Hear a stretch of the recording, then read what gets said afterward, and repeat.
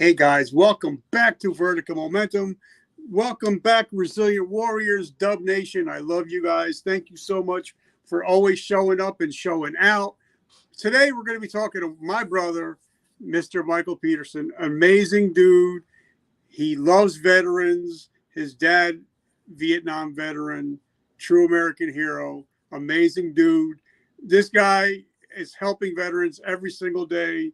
If you watch the History Channel like I do, you probably caught him on Forged in Fire. He came runner-up, kicked ass, and took names. I actually have my blade that I keep with me everywhere I go. I always keep it on me. No matter where I am, I have it with me. My wife uses his cutting knives every single day for cooking my dinners. So she wants to say thank you. Michael, brother, welcome to the show. Well, thank you, Richard. I know it took a couple times to get us here, and schedules just happen and internet failures as well. So glad to be here, man. I've been looking forward to this. So before we even get started, as you know, I like to ask the important question. What is your definition of resiliency? Resiliency. My definition of resiliency, that is a good question. I would say don't give up on, I would say resiliency is in like chasing a dream or a goal. Don't give up on that. Don't let their own personal fears drag you down from your goal. Saying like, oh, you should wait or do this. Well, look at the economy. Don't put off tomorrow what you can start today. It's like the snowball effect. Start a little bit today, and as you roll up, you pick up speed, and as you're rolling down here, slide into your dreams. Kind of my goal right now. I'm 38. I just turned 38 last month. I plan on being retired by the time I'm 50 and letting the daughter run the businesses, and I can go play and do it and hit knife shows and hopefully by then kick off my. We're going to try to do a little mini TV series too out of the shop with everything going on, hopefully starting next year. So, I guess that's an inside scoop right there. So I would say that would be my definition right there. Okay. Now, give us a little background. Your dad, like I said, true American hero, Vietnam vet, old school warrior.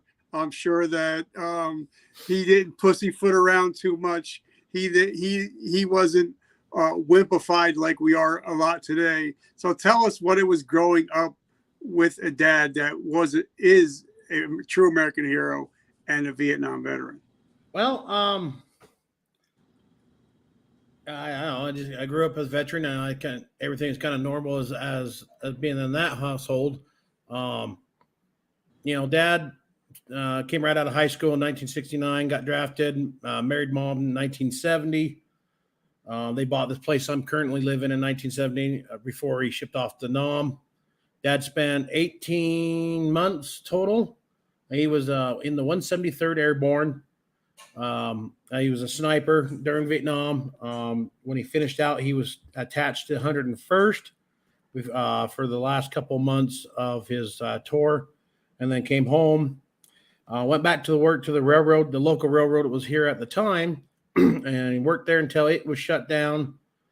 And then went to the coal mines, worked in the coal mines, hauled wood, sold wood.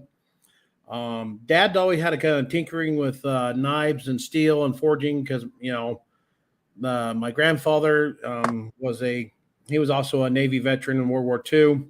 He spent his service time in the Solomons. He was also a craftsman. Grandpa made a lot of muzzleloader pistols from scratch. I'd bore out a barrel and use the old cap block and such. So there's kind of a lot of a history of craftsmen in the family and such. Dad had a knife in Vietnam. He's always wanted to play around with knives and such for a long, long time. He's telling me this, I believe it's when they were stuck on the hill for 30 days where they only didn't have a shower for 30 days. And I can go 3 days and I'm done. So the only water they had was for cooking and drinking, and that was it. So I think he spent that 30 days with a knife that he had, and he used that time to kind of reshape it with stones, how he would regrind it there, and it just kind of snowballed from there. In the early 80s, he got a little more serious, more interested in knife making. About that time, Mom went to work for the Sevier County Sheriff's Department. She started there. Dad got to the point where he couldn't stand working for somebody else, which, who wants to really work for somebody else? But about that time, Mom was full time with the Sheriff's Department. So about time I showed up, Dad started taking lessons on knife making from Buster Warnski and Jim Entz. They was my dad's two mentors. They were two big names from our area. They're part of the guys that kind of really launched the knife making as it is today. And that's two big names. If you ever want to look those up, as Buster Warnski and Jim Entz. And then Dad learned from Bill Moran on how to make Damascus. That's a real big name because he's the guy who founded the ABS, which is the American Bladesmith Society. So he was kind of my dad's mentor there. Now, what does Damascus? Because me being a Christian and a Bible man, I had to ask you, what does Damascus mean? What does Damascus mean? Let's go. Let's step back a little bit from there. The original steel was called Woots, which was invented in India. I forget what century it was. It's kind of a conglomerate of steels. When they smelted it down, it formed a pattern as they worked it out from smelting it down into a Woots billet, and it kind of had patterns in it and such like that. Well, that was later traded off, just the way I understand it, to Persia at the time, which Damascus was part of Persia at the time. And those guys kind of perfected it from there. Damascus is overlaying pattern steels where you got different kind of high and low carbon steels today. So it took on the name of Damascus from Syria. From there, that's where it spread out from worldwide. At least that's the way it was taught to me. There's a lot more to that to dive into on that. So that's where it comes from. The name Damascus is basically from the Damascus, Syria. It's a pattern welded steel, different layers. There's thousands of different combination of Damascus steel out there. You got the Japanese style. You've got for the swords and everything, how they did theirs. The one you have there is called cable Damascus. And that is what I do is I take a bar of cable about a foot long that's a recycled steel from a oil rig that I heat up, burn all the crap off of it. I flux it. I twist it really, really tight, and then I forge weld that all together. And you can see the individual strands along that blade. So that's cable Damascus. There's layered Damascus where you can take 01 tool steel and A36. You stack that up in a billet. You forge weld all that down and you fold it. The more you fold it, the higher layer count goes up. And when you grind it and they etch it and you see the individual layers of steel in that knife, that gives it the wavy pattern and the really cool, and gives a higher durability. I'm going to use big words today, so if I have a hard time, I apologize. Look at me go with big words today. Yay! Well, I love this knife, like I said, and my wife uses the cooking knives that you sent her. She uses Kurt Ballas's wood and your knives to cut everything on the wood. Sweet. So, all right. So, let's talk about, there's one thing when somebody teaches you something, but then what made you really dig deep into doing it? Because, say if somebody's father has a landscape company, some kids might, learn a little bit about landscaping, but not really care that much. Or you might have another kid that just digs deep and takes over the business. So what was it about knife making that got you excited and motivated? I'm not going to lie. When I first got started doing it, it was the money. 9, 10, 11 years, 12 years old, make a knife, turn around, sell it for $100. That's $100 bill that I made. Nobody else could tell me how to spend it because I made it. I would say, even my daughter will say the same thing. It's the money part, but now, that's kind of changed a little bit because I like doing what I do, and it's a fun way to make a living, a fun way to pay the bills, and I don't have to deal with the general public. That makes sense, I hope. So right. It was, I grew up in it. I was kind of naive until I got older and started, because the naive meaning is I thought all bladesmiths were kind of similar to what Dad does and everything else. Boy, was I ever wrong. Especially after being on Forge and Fire and then starting meeting a lot more guys, that opened up a huge window for me of meeting contacts and everything else with other bladesmiths and working with them and learning from them. So it's been, the last 5 years has been one hell of a roller coaster ride. It's been fun, and I'm not 2 months away from full-time bladesmithing. So, all right. So 2 full years. Before we even go any further, I want to thank our sponsors. And if you look down below, that man is sponsoring this show. So, like I said, if you want something like this in your hand, totally amazing. I can throw this on the floor repeatedly hundreds of times. It's not going to break. It's totally class act 100%. So guys, if you would like to find out about his information, his website is amazing. Check out his Facebook page. Awesome. But also I want to thank our sponsors. I came out with a brand new coffee. Ooh, brand new, huh? Vertical Momentum Coffee. Mm. My brothers have it. And the best part of it, 100% of the proceeds go to help veterans struggling with PTSD and homelessness. I make no money off of it on purpose, but for every bag that you buy, I just had one gentleman that was just on the show. He's buying $500 worth of coffee today. For every bag you buy, know that you're saving a veteran's life. Because what I'm doing, I'm working with Project Die Hard. And what we're doing is we're going to take 12 veterans and their families, take care of them for 1 year, physically, mentally, spiritually, zero cost to the soldier. So guys, if you love coffee with a mission, write coffee down below and I'll get you that information. And it's also veteran hand roasted. So that's our mutual friend, Jose, is it not correct? Yes, he does it all. So third day coffee Seguin, totally amazing dude. So now, all right, you start getting into the bladesmithing. How do you get involved with Forged in Fire? And by the way, I did not like that show until I found you were on it.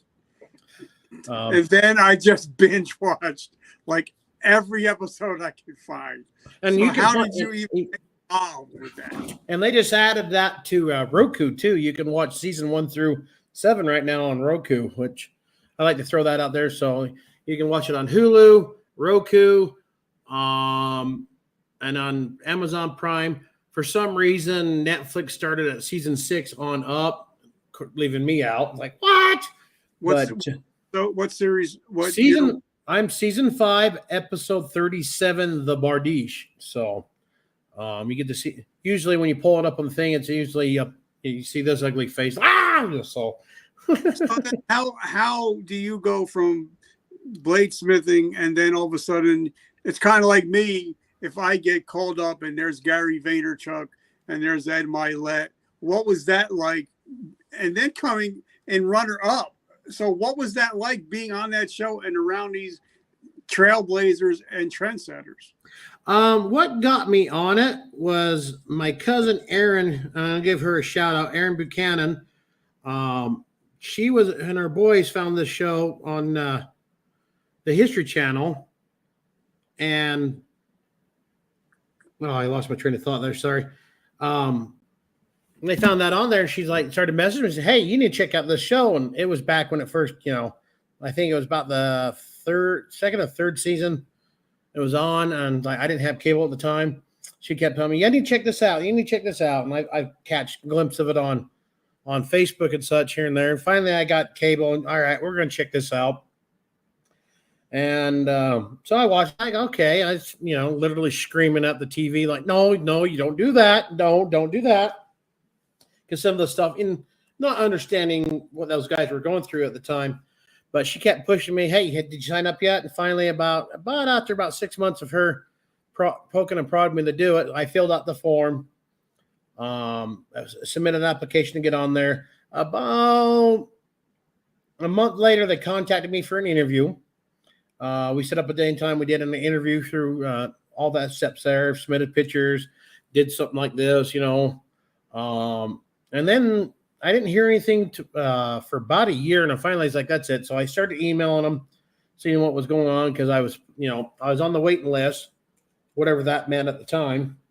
So I emailed them. They contacted me back. They looked at what they had already and says, well, let's update your file. And we went through the process again, the interview, blah, blah, blah. Not pictures, updating more information. And that was April of 2018. About July 20th, 2018, I got a phone call from a producer. Hey, you're on our fill-in list. We have a guy dropped out for personal reasons. Here's the dates. Can you make it? And I said, sign me up. And he's like, what? And he says, just sign me up. Get everything up, the plane tickets, whatever. Send me my travel itinerary. I'm in. He's like, don't you need to make arrangements with your employer? And my employer at the time, I knew wouldn't have no problem with it because they were fans of the show. And of course, they love knives, and they all had one of mine too. So he was a little off taken of that, but that's kind of how that started. Just my cousin Aaron Buchanan, hey, go do this. You need to do this. On and on and on. So, so how long were you on the show? I was on one episode, and it was a total of 9 days of filming. As you say, I took second place. I spent 5 days out there in Connecticut. We did the filming there. Made it in the third round. Turned around, flew home. Got home at midnight. On the fifth day or sixth day, and was back filming here in my shop at 9 a.m. the next morning for the next 5 days from there. That was the longest 9 days of my life. When it was all said and done, we packaged that thing up and sent it off. I slept for damn near 24 hours and then went back to work. Truck driving at the time. I was hauling coal for one of the local companies for the coal mines here at that time. So, yeah, it was about 9 days total for the first part till they got the weapon back there, and then they could do their pictures and everything else. Then I flew back for a day. We filmed the final round or the testing of the blade, and then they picked who the winner was. So, and that was later that month. And then it aired November 21st, the day before Thanksgiving, 2018. And yeah, and that's about the time I decided, after doing that and everything, that's what gave me the guts to finally form an LLC and take it from a hobby on the weekends and make it actual official business. And a few years later, here I am now full time. I'm coming up on, and I can't believe it's been 2 years already. It'll be 2 years Labor Day weekend that I went full time for myself. And it's like, wow. So what is it like, because a lot of times we can, whatever we're doing, I don't care how good you are, sometimes we become a big fish in a little pond. But then, you're going to these guys and you're all big fishes. And some people, either they act like they know it all and are arrogant and are pricks. And then there's some people like yourself where you're like, wait a minute, I can use this as experience, as a learning experience. I'm watching everything what they're doing. I want to learn while I'm here. I want to get the most of this because I might not get this shot again. So what was that like being around your peers? Like I said, I grew up in that industry. So working with the guys on the show was just like I'd be at a knife show with anybody else or at a hammer in. It wasn't really a competition between ourselves. It was, yes, we were competing for the show, but it's, I don't know. I mean, we had our parameters. We couldn't help each other, but it was just go in, have fun. Let's just go in and do it. Cards will fall where they fall. I understand that there's guys in the past that had issues with it and such. I don't know them personally. I just would have heard. But for me, working with Tim, John, and Ken Hall, which I chat with him every now and then, Stay in touch with them as much as I can. You know, we all have our lives and such with their business. They got awesome stuff going on. But it's just like any other kind of, we call ourselves the Forge and Fire alumni. It's a brother and sisterhood. We want to build knives, do what we do. We have our own little niche. You know, the only difference is this is my knife made by me. We might be using the same techniques, but what offsets the difference is the individual themselves and what they do in their work. I mean, you got guys for, you know, all sorts of level on up to gentlemen's like J.W. Randall and Sean Shafir. Oh my gosh, I can't pronounce his name. So sorry, Sean, if you're watching this, if I messed your name up. Those guys and Jeff, them guys are just way up here on the level of knife making and their skills. The stuff they make is just absolutely beautiful, and I'm not that far behind them. And you know, if you send them a message, something like that, and they'll take the time and stop and reply, help you out. And it's, yes, is it, we kind of compete in the world of business? Yes. But it's not only you're buying a Sean Shafir blade or J.W. Randall blade, but you're getting that maker's time in that knife. So, and the same as mine, you buy my knife, you're getting my skill set, how I put into my knives and such. So we tend to play off each other a little bit. Dustin Rhodes, I work with Dustin Rhodes a lot, and Cheyenne Brown, give them a shout out. We do a lot of play off each other and help each other. Another gentleman was Michael Kernley. He's a veteran. He does specialize a lot in chef knives, and he just does absolutely wonderful chef knives. I started picking up a little bit more doing chef knives, watching his style and just kind of asking him questions and talking to him when I met him in person. Great guy. Yeah. When they set the bar level, I got to chase that up there, try to catch him. And it's just, it's camaraderie. It's, like I said, a brother and sisterhood. I mean, there's male and female bladesmiths out there. There's some wonderful bladesmiths, female ladies that are out there making wonderful stuff. I'm teaching my daughter. She's 13. She'd make knives here and there, especially when you decide that my piggy bank's a little low, so we need to go make knives. So, all right. So we've been friends, I think, going up on 2 years. I think we've been friends. It's been that long. I think it's been a couple of years. Through Robert Garcia and Kevin Beck. So, you know, through them guys, Kevin Beck got it started, and he introduced me to you, and yeah. So I just want to give a big shout out to Robert, the Warrior Strategist Garcia. He has a great magazine called Shift Advanced Life Magazine, which you've been in. Amazing. Your article was awesome. And he also helped you do a lot of PR, which your name is like out there everywhere.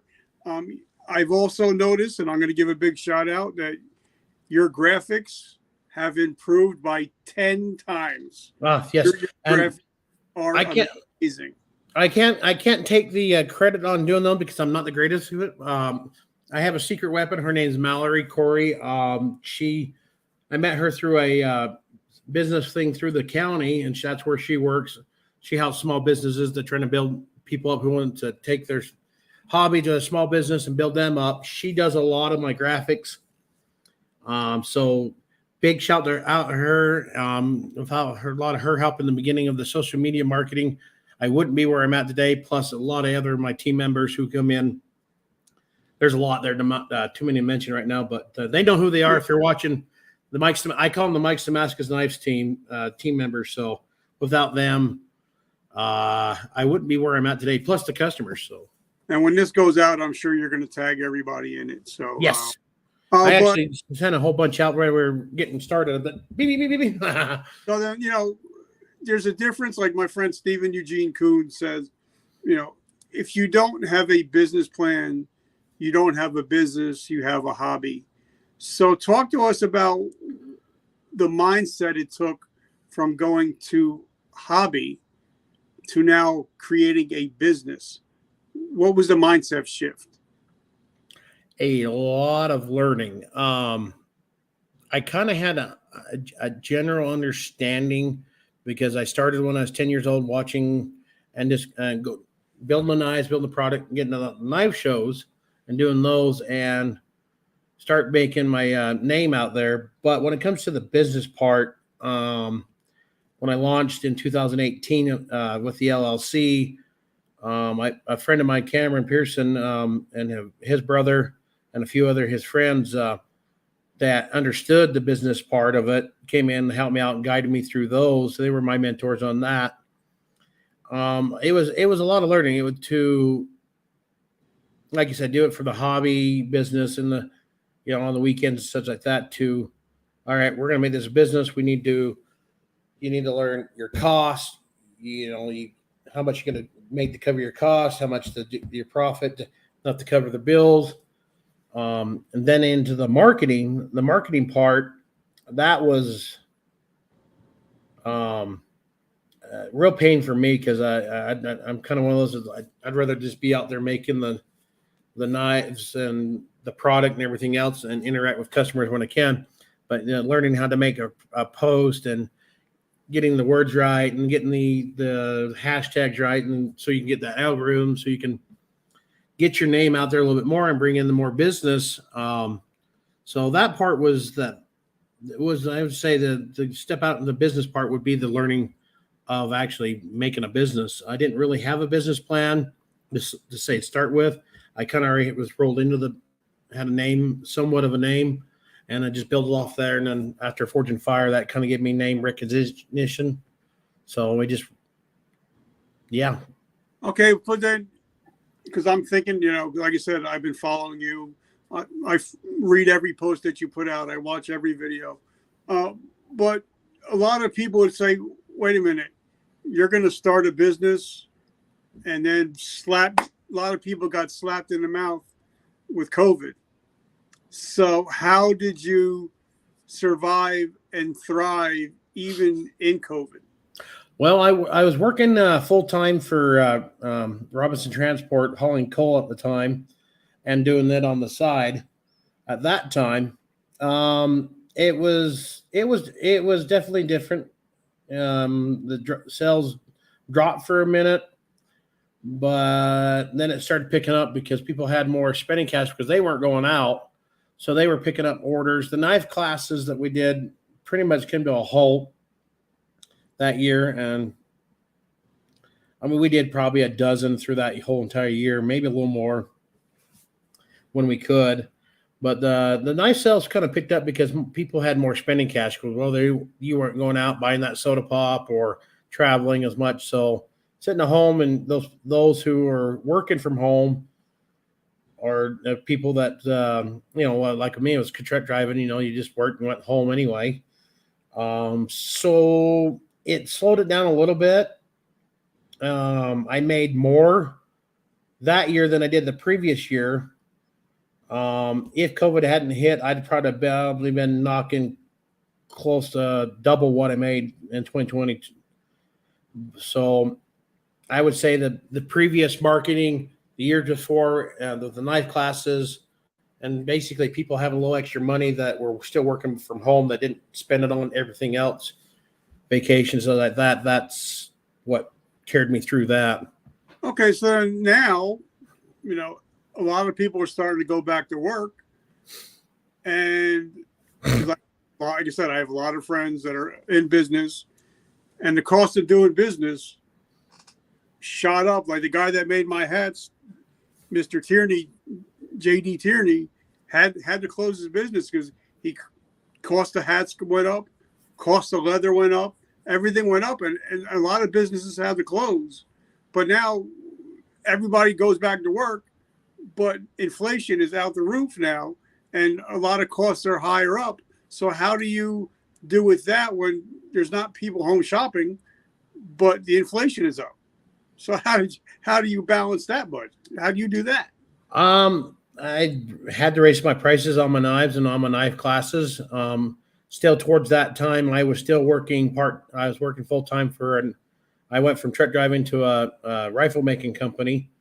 I was working for them.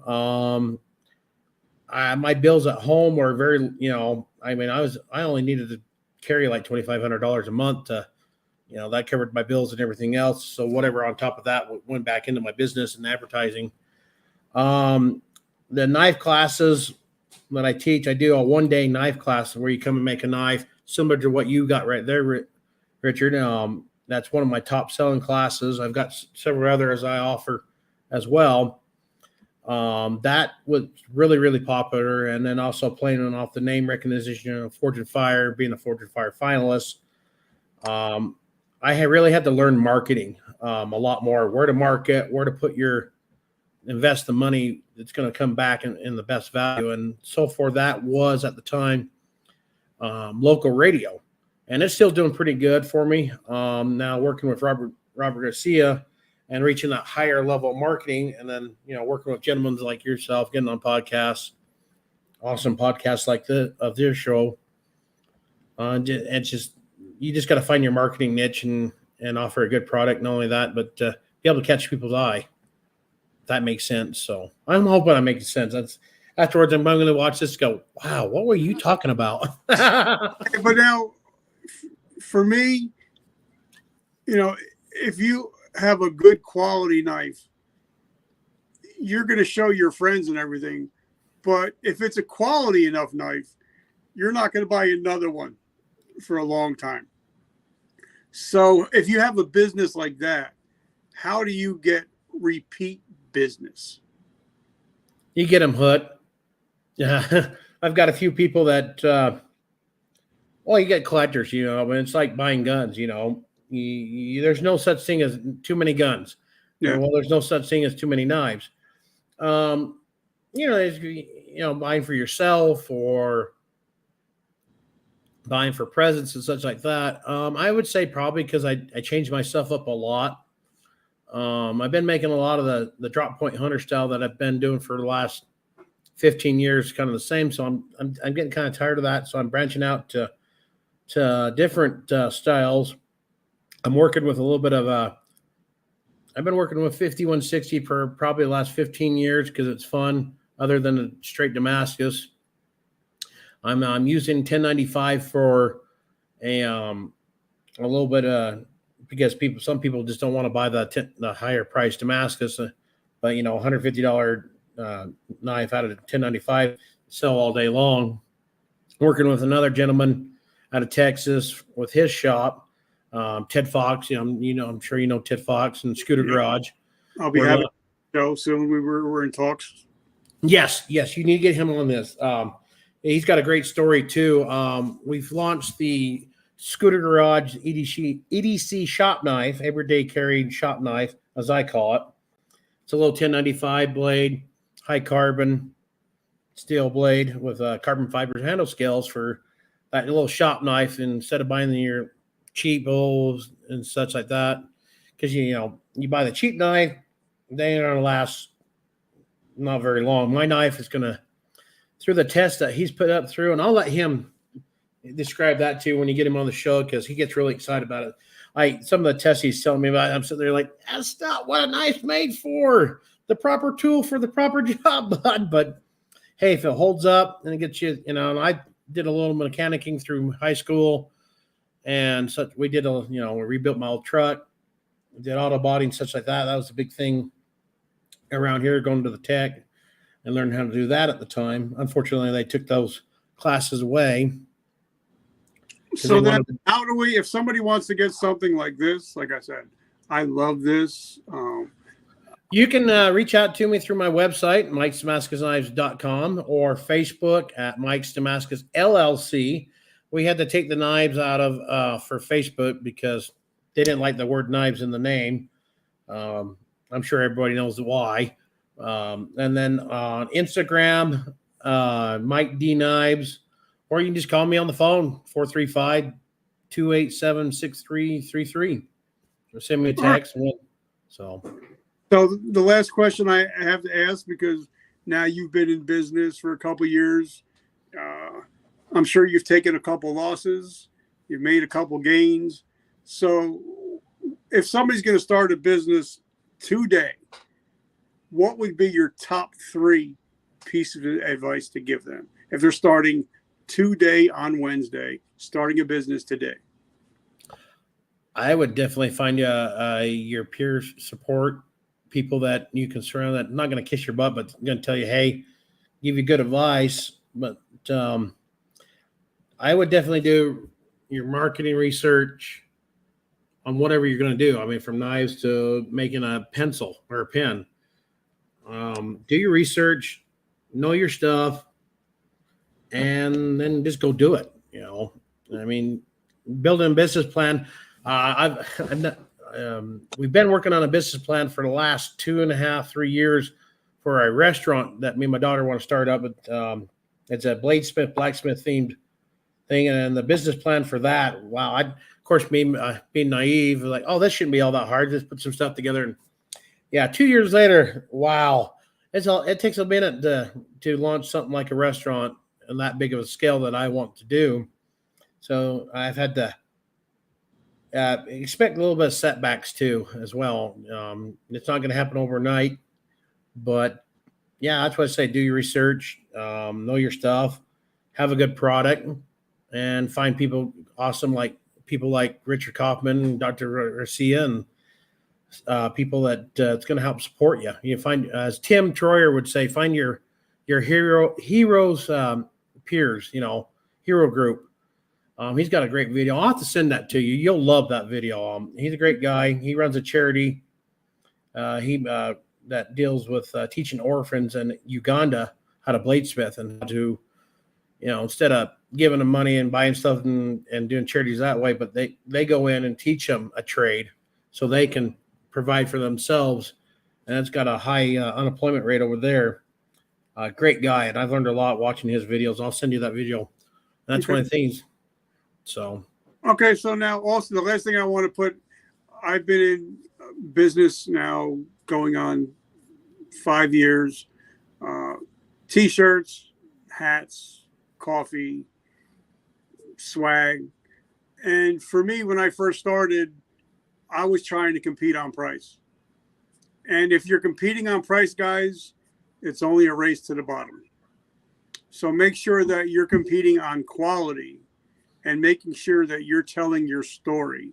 yes. Because people buy from people that they like. People buy from people that have a story. People can buy from that other company. I'm not going to mention their names and I'll get sued. The other coffee company. Or they can buy from my coffee, and we know that we're making a difference in saving veterans' lives.